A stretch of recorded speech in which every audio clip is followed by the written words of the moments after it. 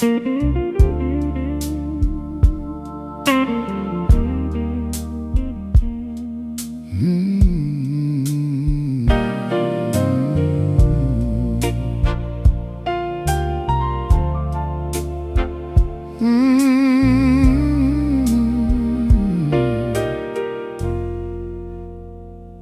found the watch inside the drawer, still resting in its case.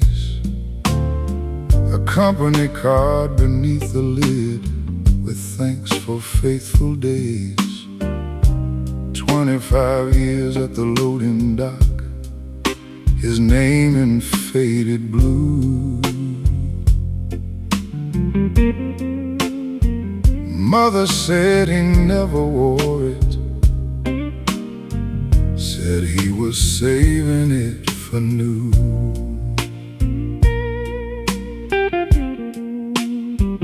He wore the same old leather strap with scratches on the face. Said the good one looked too pretty for the dust around that place. Every Sunday he would open it, let the silver catch the light, then close the box and tell himself someday would come out right. The watch he never wore kept time without his hand, counting all the ordinary mornings that make up a working man. The watch he never wore still waited in the drawer for a day important enough to become what he was saving for.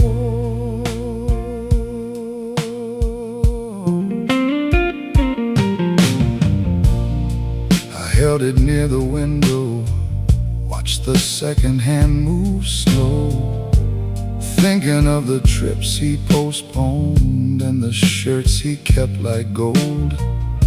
He thought life would announce itself with trumpets at the door, but the special days were quietly hiding in the ones he had before.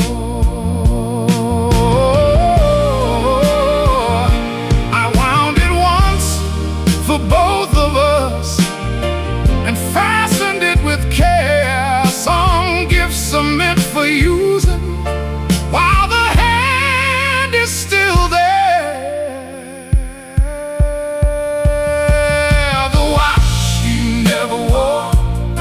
Kept time without his hand, counting all the ordinary mornings that make up a working man. Now it rests against my wrist, a little heavy, a little warm. Some things should not wait forever for the perfect kind of dawn.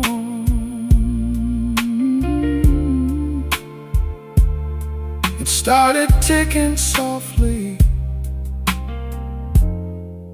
like it had been waiting to.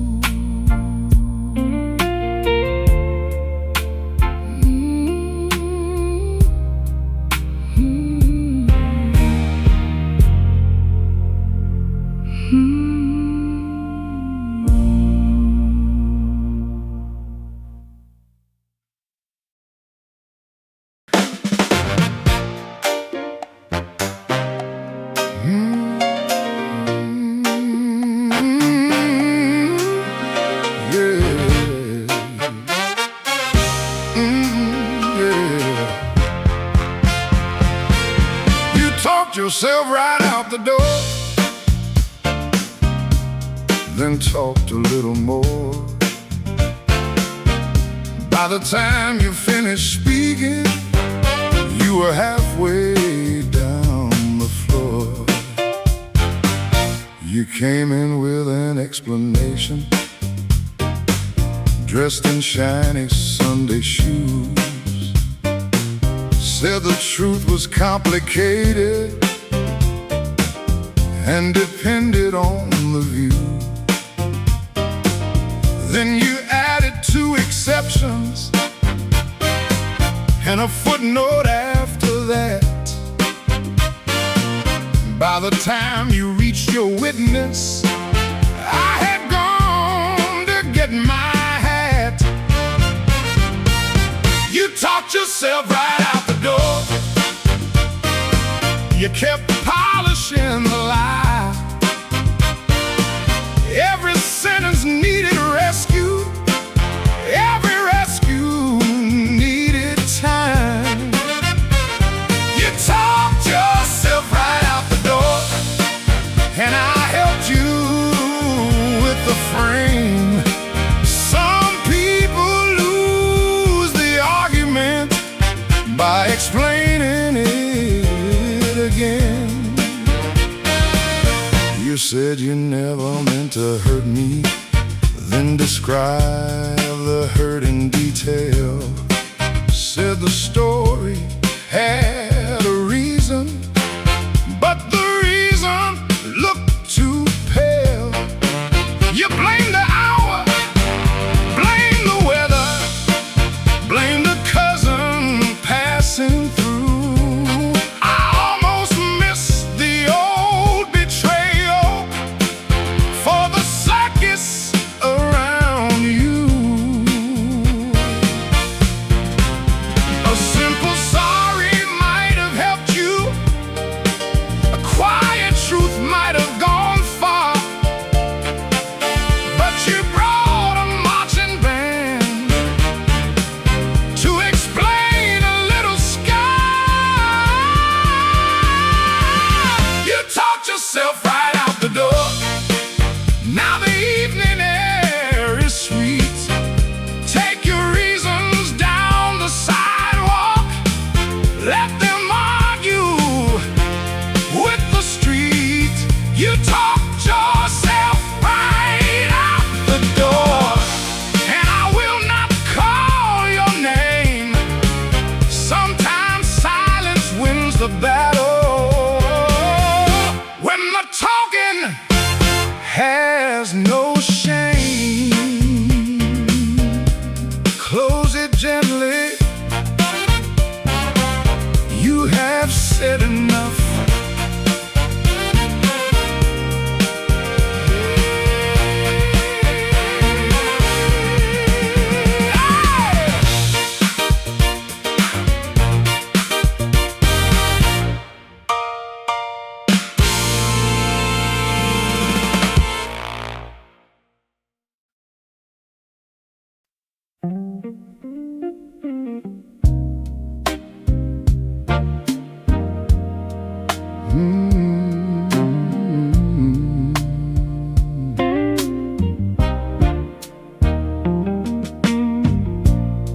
The table sat beneath the radio, beside the kitchen wall.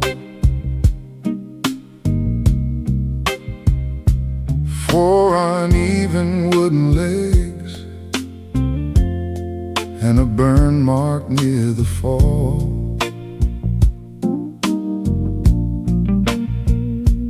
Homework spread across it, bills lined up in blue, birthday candles melted down where the varnish had worn through.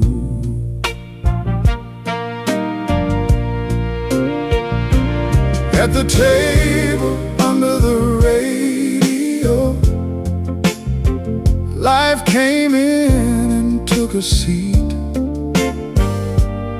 Some days arrived with laughter, some came dragging heavy feet. Father read the morning paper, Mother circled what was due. My sister learned her letters there in 1982. We heard about the factory closing, heard the storm had turned. away. Heard the score from Cleveland and what the president had to say. At the table under the radio, every season left a mark. Coffee rings in folded hands, in whispers after dark.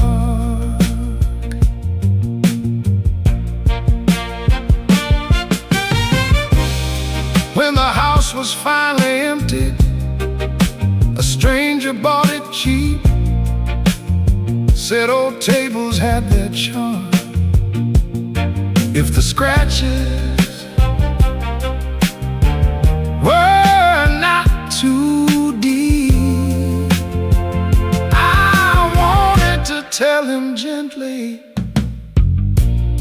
that the marks were not a flaw. They were proof that something human had been leaning there before.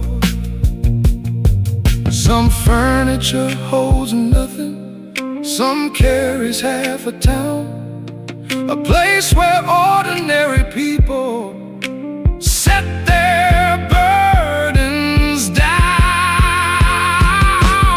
At the table under the radio, we learn how days begin, how money leaves, how news arrives, how love keeps walking in. I watched him loaded in a pickup with the chair stacked upside down, and wondered where a family goes when its table leaves the town. The radio stopped playing, but I still hear that room.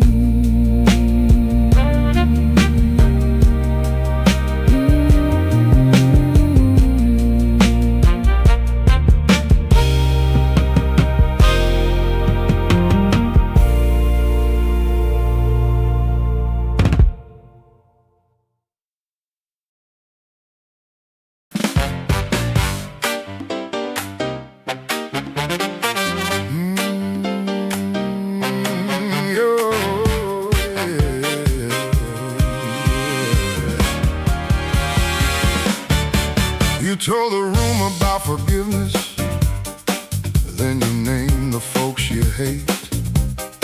Said patience is a virtue while you made the waiter wait.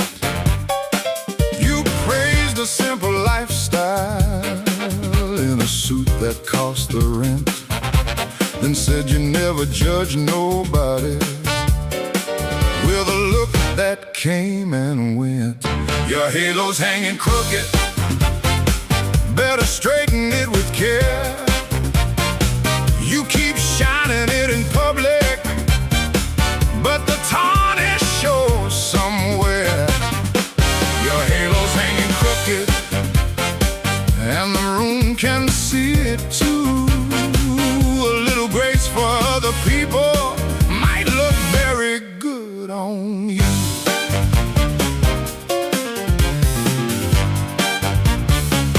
Said money's not everything, then counted what we paid. Said pride can ruin people while admiring your parade. You quoted every proverb with a finger in the air, but the truth got tired of standing so politely over there. I have got my own old shadows I have swept beneath the bed. That is why I do not wear a crown too heavy for my head. Your halo's hanging crooked, but I will not throw a stone. Everybody's got a closet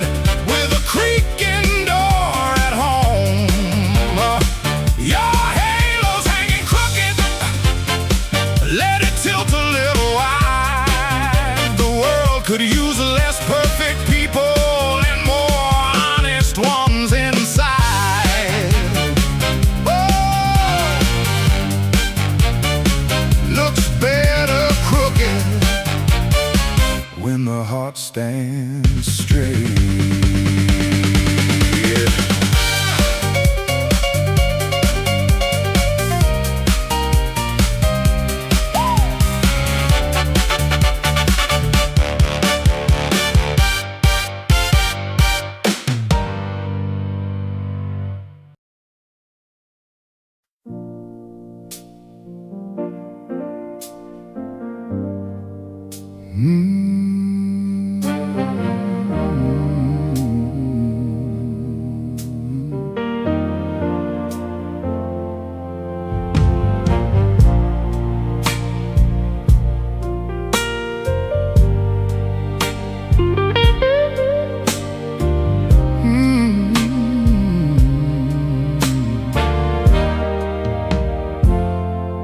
The last train through Marigold came in at 9:30.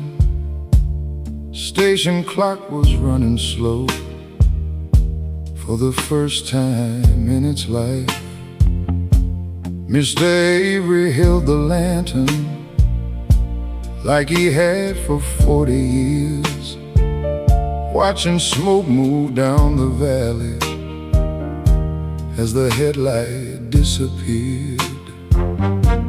That platform carried students with their books tied up in twine, soldiers leaving after supper, mothers waving down the line, workers with their lunch tins, children pressed against the glass. Every suitcase had a reason, every ticket had a pass. The last train through Marigold rolled softly through the rain, taking all the old departures no one gets to make again. The last train through Marigold made the whole town hold its breath. Some sounds leave more than silence when there is nothing coming next. Only 7 people boarded. 3 got off and shook his hand. Someone brought a paper ribbon from the high school marching band. Mr. Avery checked his pocket, found the whistle he once blew, then slipped it back without a sound. There was nothing left to do. The town can lose a doorway and still look much the same, but everyone who used it feels the weather start to change. The last train through Marigold pulled beyond the signal light, its windows shrinking into memory, its wheels fading into night. Mr. Avery closed the office, turned the timetable to the wall, then stood beneath the empty roof and listened to it all.